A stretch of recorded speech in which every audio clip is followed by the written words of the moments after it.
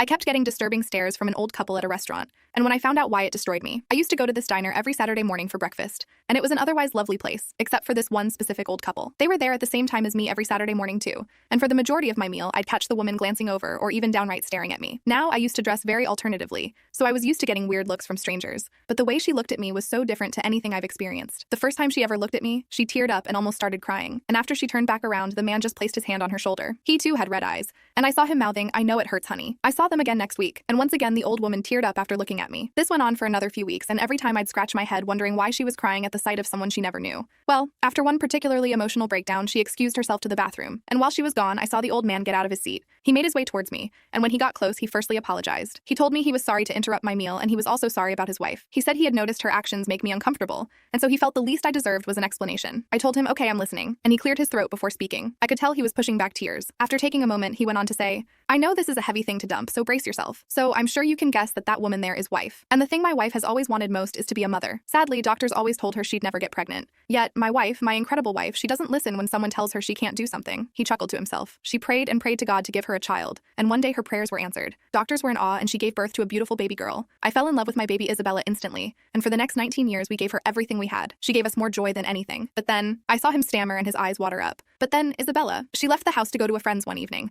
and we never heard from her again. We called and called her, and finally at 3 a.m. we got in my car to drive around to look for her.